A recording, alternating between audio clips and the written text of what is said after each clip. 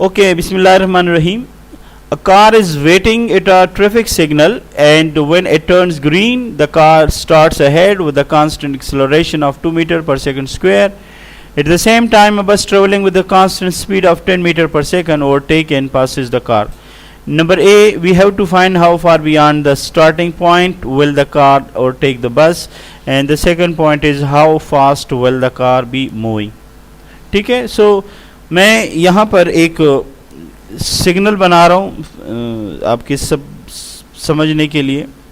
ये मेरे पास वो 3 लाइट्स हैं, ये रेड है, ये येलो है और ये ग्रीन है. अब यहाँ पर एक कार वेट कर रहा है.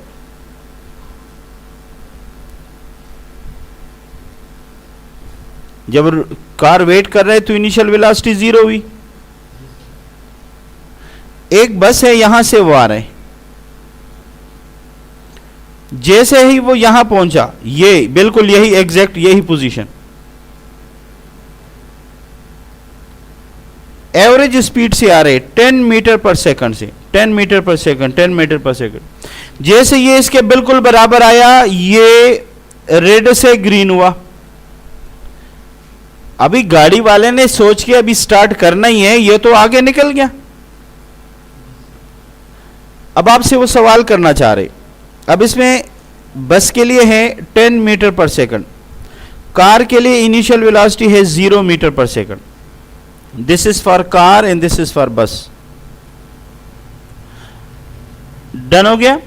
अब कार जब स्टार्ट ले तो कहते हैं car is with acceleration of 2 metre per second से, तो acceleration of the car is 2 metre per second square. इससे ये कितनी फासले के बाद इस बस को ओवरटेक करेगा. मैं अपनी तरफ से कह रहा हूं कि जब ये बस यहां पे था, at that time the car is overtake, car ने इसको ओवरटेक कर दिया.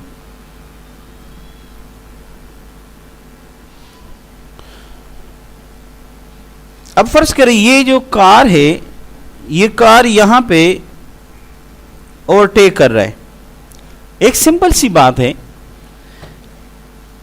यहां से लेकर यहां तक क्या डिस्टेंस ऑफ द कार और डिस्टेंस ऑफ द बस बराबर है कि नहीं है? बोलिए. नहीं बराबर?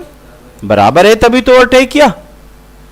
अगर इस पॉइंट को कंसीडर कर दिया जाए, क्योंकि कार यहां से स्टार्ट ले रहे हैं, तो यहां तक इसका डिस्टेंस और बस का डिस्टेंस बराबर. तो अब मुझे तो पता नहीं है कार ने कितना डिस्टेंस कवर कर दिया, मुझे नहीं पता. Distance of the car, time कितना लिया, मुझे नहीं पता. इसी तरह बस ने यहां तक कितना टाइम लिया, मुझे नहीं पता. कोई टी लिया होगा. इसने यहां से यहां तक कितना डिस्टेंस कवर कर दिया, यह भी मुझे नहीं पता. कोई एस क्या होगा. पर एक चीज कंफर्म है कि कार का डिस्टेंस और बस का डिस्टेंस दोनों बराबर होंगे. बात समझ में आ रही है ना? कोई मसला है क्या? चले जी, अब हम इसको करते हैं. डेटा तो हमारे पास पहले से बना हुआ है. अब हम सबसे पहले इसका डिस्टेंस कवर्ड मालूम करते हैं, और फिर इसका डिस्टेंस कवर्ड मालूम करते हैं, और फिर उसको आपस में कंपेयर करते हैं, दोनों बराबर करते हैं. खुद ब खुद मिल जाएगा. अब देखें, फॉर कार इस बराबर है VIT plus half AT square. ये कार के लिए है. VI इसका 0 है, कार रेस्ट में था कि नहीं. एक्सेलरेशन इसका 2 है, और टाइम मुझे मालूम ही नहीं है. अब इसका मतलब ये है कि इसका डिस्टेंस कवर्ड कितना है, टाइम जितना भी लिया है उसका स्क्वायर. अब इसी तरह फॉर बस के लिए क्या होगा भाई? बस के लिए है कि उसका जो स्पीड एवरेज है वो है 10 मीटर पर सेकंड. इसने टाइम कितना लिया है मुझे तो पता नहीं है, लेकिन इसका डिस्टेंस बराबर होगा V इंटू टी के, क्योंकि एवरेज डिस्टेंस हम इससे मालूम करते हैं. तो ये S बराबर रहा 10 इंटू टी. ये है बस का डिस्टेंस कवर्ड, ये है कार का डिस्टेंस कवर्ड. ये मैट्रिक में पढ़ चुके हैं ना भाई. अब जरा ये बताइए when the car overtake the bus at that time both will have at the same distance. ये मैंने आपको सामने बताया, देखें यहां से सेम डिस्टेंस है कि नहीं है, बोलिए. तो इसका मतलब ये है आपको लिखना पड़ेगा when the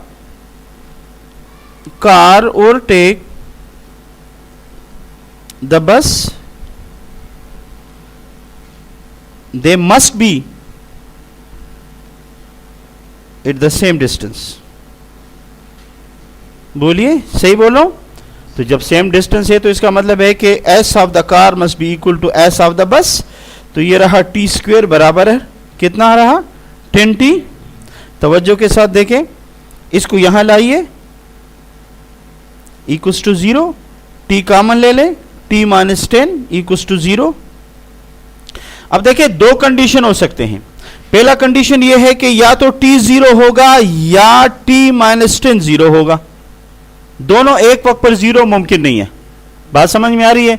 अगर मैं कहूंगा t इक्वल्स टू 0 तो बात सच है. जब वो कार अपनी जगह रेस्ट पे था और ओवरटेक के दौरान तो उस वक्त टाइम 0 था, कार स्टार्ट नहीं ले रहा ना. तो उस वक्त when time is 0 it means at that time both overtake कर रहे हैं ना ओवरटेक. और इसके बाद जब 10 सेकंड गुजर गए तो उसके बाद 10 सेकंड के बाद फिर उसने क्या कर दिया, ये 10 सेकंड के बाद हुआ है, ये 10 सेकंड के बाद उसने ओवरटेक कर दिया. बस कार ने बस को 10 सेकंड के बाद ओवरटेक कर दिया. बात समझ में आ रही है,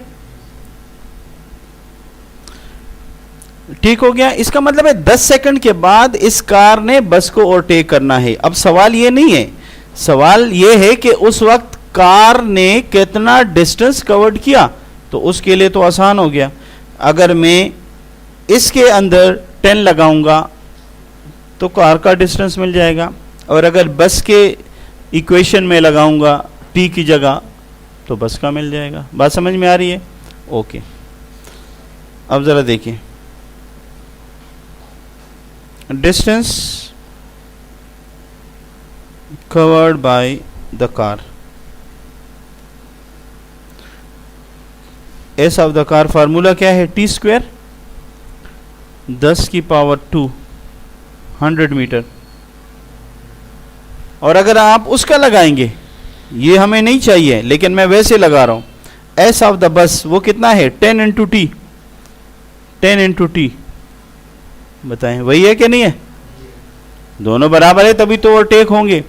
अब नेक्स्ट जो दूसरा सवाल है वो ये है कि ये बताइए इस कार का जब ओवरटेकिंग का पॉइंट हो उस वक्त फाइनल वेलोसिटी क्या होनी चाहिए. ठीक हो गया. Final velocity, final velocity when the car is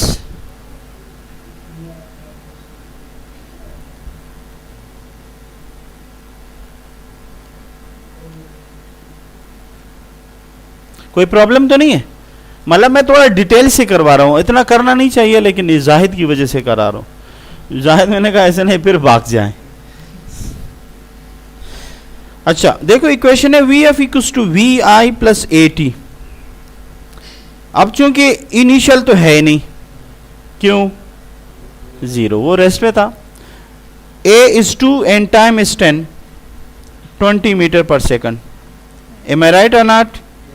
So when the car is overtaking the bus at that time, the final velocity at that moment will be 20 meter per second. And this is the required answer. Done? Okay.